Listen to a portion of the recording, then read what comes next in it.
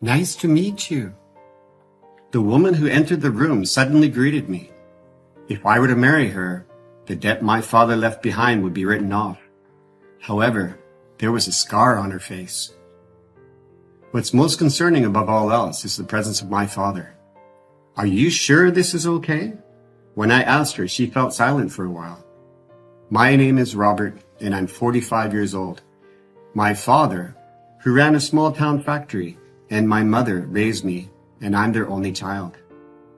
My father had a strong desire for independence from a young age and started a metal processing factory in his mid-20s. However, the business performance was not good, and he used to argue with my mother every night. When I entered junior high school, I learned that our family business was really on the verge of collapse. I knew there were things that I should give up on, no matter how much I thought about it, but still, my father never gave up hope and always smiled in front of me. Even though I knew that our poor living conditions were solely due to my father's actions, when I saw him working hard, I couldn't truly resent him.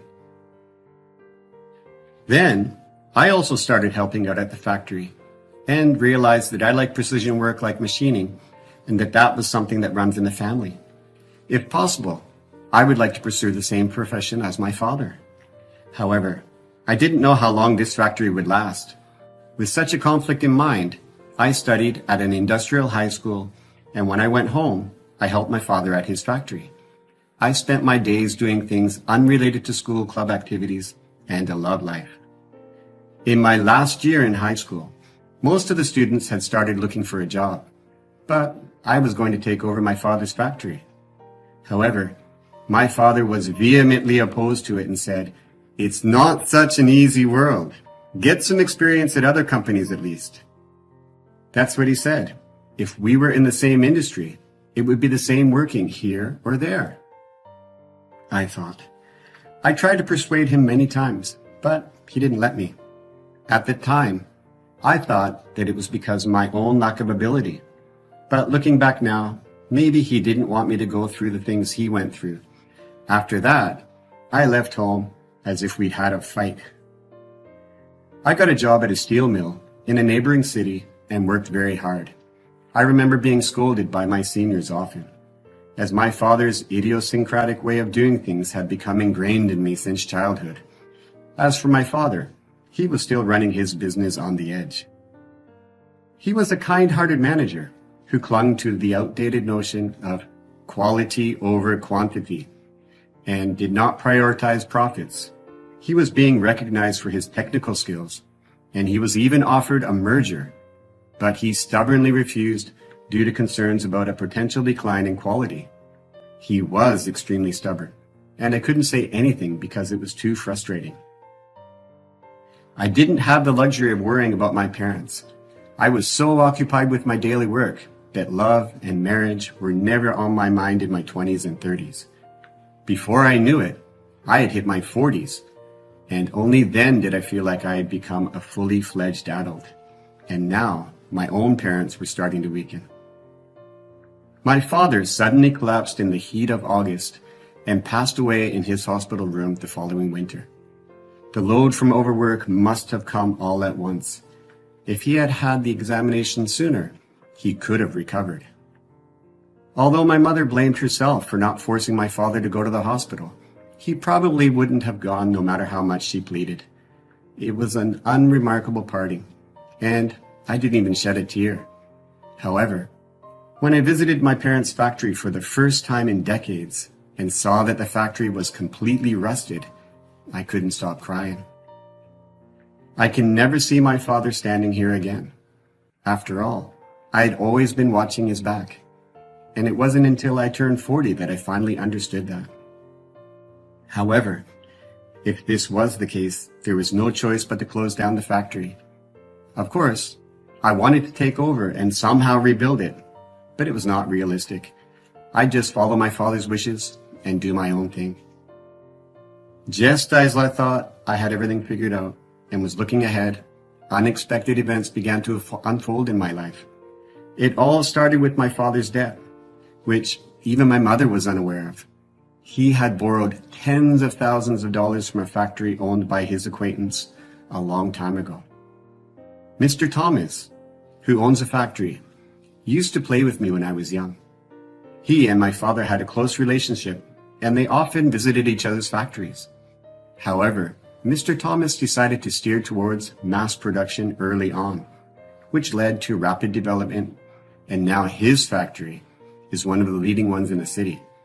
About a month after my father's funeral, I was summoned by Mr. Thomas. I was sure that it was about the debt. If I paid it back a little at a time, I could just barely pay it off while I'm still alive. I didn't know how to apologize, but I was headed towards Mr. Thomas's office. However, what I heard there was shocking. Mr. Thomas said, "I will take over your father's factory and erase the debt." I couldn't believe my ears and wondered if it was some kind of joke. "In exchange, you will marry my daughter." I thought it was a dream, but Mr. Thomas was speaking seriously. He has only one daughter. She is 32 years old and single. It seems that she was working as an administrative worker at his company, and she has never been married nor had any children. I heard that he just wanted her to settle down soon. If I married his daughter, our debt would be erased, our factory would be absorbed, and they could take over the machinery and technology. However, if I refused to marry her, all of these opportunities would disappear. I couldn't hide my confusion and quickly said what was bothering me. I don't have any particular experience with romance. Before he could even feel sorry for himself, he started talking. "It's the same for my daughter, so please just meet her," he said nonchalantly. I ended up visiting Mr. Thomas's house and waited for his daughter in the living room. When the door opened, I couldn't help but catch my breath. On her face, there was a large burn mark, and the color of the skin on each side was different.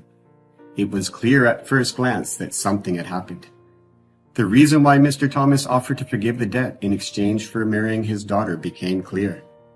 Surely, because of this wound, there wouldn't be any discussion of marriage. And what really tightened my heart was the fact that she accepted such a marriage. She said, "My name is Dorothy. Nice to meet you," and greeted me, giving the impression that she had no intention of opposing her father's words.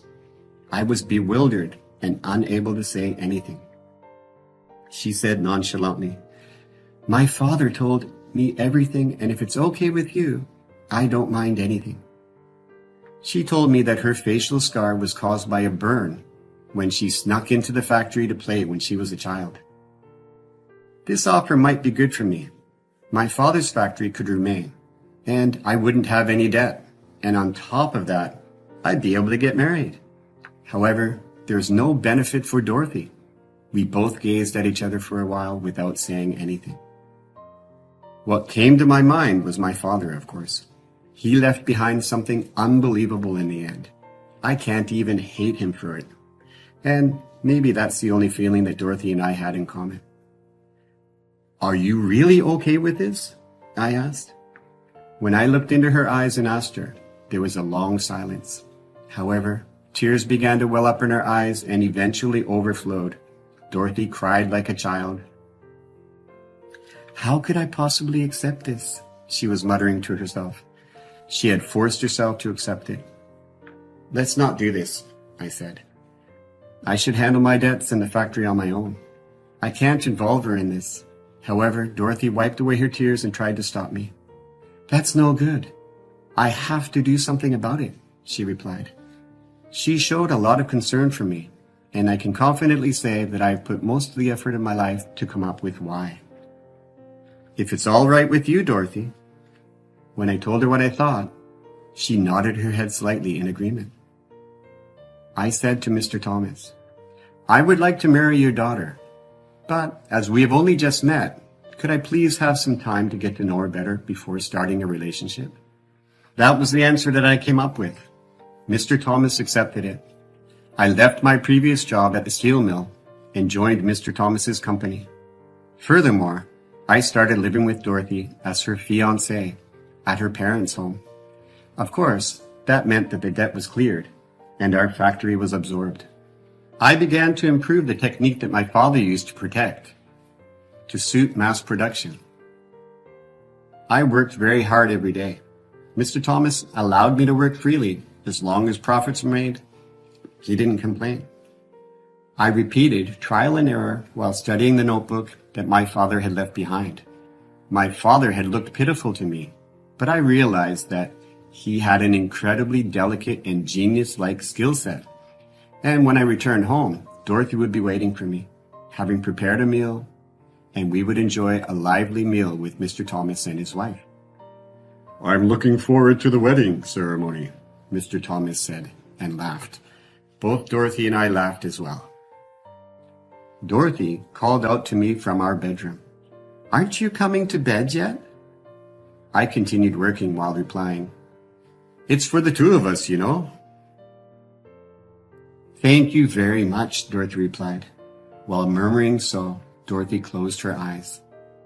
There are my work clothes that she had ironed. Every time I see them, I remember my father and mother. Then time passed, and before I knew it, 3 years had gone by. Today, we had a family dinner at Dorothy's house, even with Mr. Thomas, who usually doesn't eat with us. "Cheers to Robert's great success," he said. Mr. Thomas poured me a glass of beer. Over the past 3 years, I proposed a new processing line, utilizing my father's techniques, which resulted in a significant profit for the company. If things continue as planned, it's likely that the profit I'm making will exceed the amount of debt that my father had left. "With this, I can entrust Dorothy to you even more," Mr. Thomas said. "It's about time, isn't it? Why don't we hold the ceremony soon?" He spoke with great enthusiasm. If things continue like this, how happy would it be? However, everything I have done so far has been for this day. "Mr. Thomas, we are not going to get married," I said. I looked Mr. Thomas straight in the eye, and Dorothy, who was sitting beside me, had a similar look in her eyes, but her hands were shaking. I felt the same way. In the meantime, I would make enough profit to cover my debt and inherit my father's skills. And when that was accomplished, I would confess everything to you. I couldn't think of any other way to achieve my goal and to give Dorothy the freedom to marry. Of course, I haven't laid a finger on Dorothy for the past 3 years. However, Mr. Thomas was watching us, so we shared the bedroom. But being a fiancé had to be an act. Both she and I didn't try to get too close to each other. Mr. Thomas was shocked, of course. I had expected to be scolded, but my prediction was completely off. Mr. Thomas actually apologized to Dorothy. "I'm sorry for what I did." Dorothy had never rebelled against her father before. Mr. Thomas may have reflected on his own arrogance when he saw her strong expression. Mr. Thomas allowed us not to get married and even said that I could stay in his company and could start my own business if I wanted to. We had been lying for the past 3 years. When I first met her, I proposed to her that we lie to you and pretend to get married while we put our actual marriage on hold. In addition, Mr. Thomas apologized to Dorothy for having imposed his own ideas on her until now. "I'm sorry for everything up to now. Please live freely from now on." Dorothy was shedding tears as she heard her father apologize. With this, she will be able to lead her life based solely on her own will. After that, I decided to stay at the company and continued working. However, I couldn't continue living in Dorothy's house, of course. On the last night I spent with Dorothy, the distance between us remained as wide as ever. "Thank you very much," she said. Dorothy thanked me just as when we first met, but her expression seemed brighter and more relieved. She continued, "When you first made that proposal, I honestly thought that it was impossible. But you did manage to accomplish everything." I said, "It's all thanks to you, Dorothy, but actually, I haven't achieved everything yet."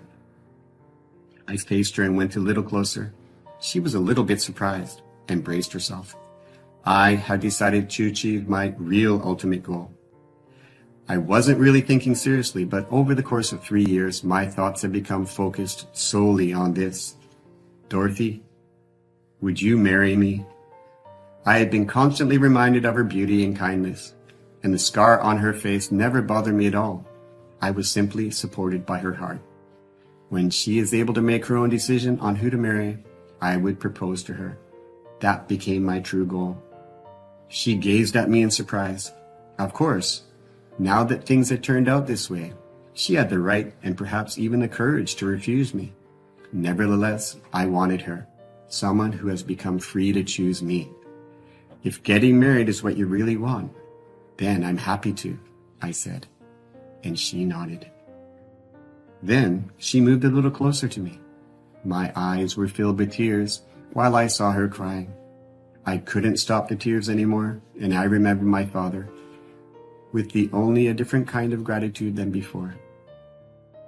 1 year later, we got married. I still remember Mr. Thomas's surprised face when we told him that we were getting married. I'm still working under Mr. Thomas's care. Now, my father's skills are at the forefront of the industry. He's probably laughing shyly in the afterlife. Aren't you coming to bed yet? Dorothy murmured next to me. I still want to work. I was just about to say, but yeah. Shall we go to bed now? I held her hand. I never thought that the day when I would have my own family would come, but perhaps my father would have wanted to see me like this.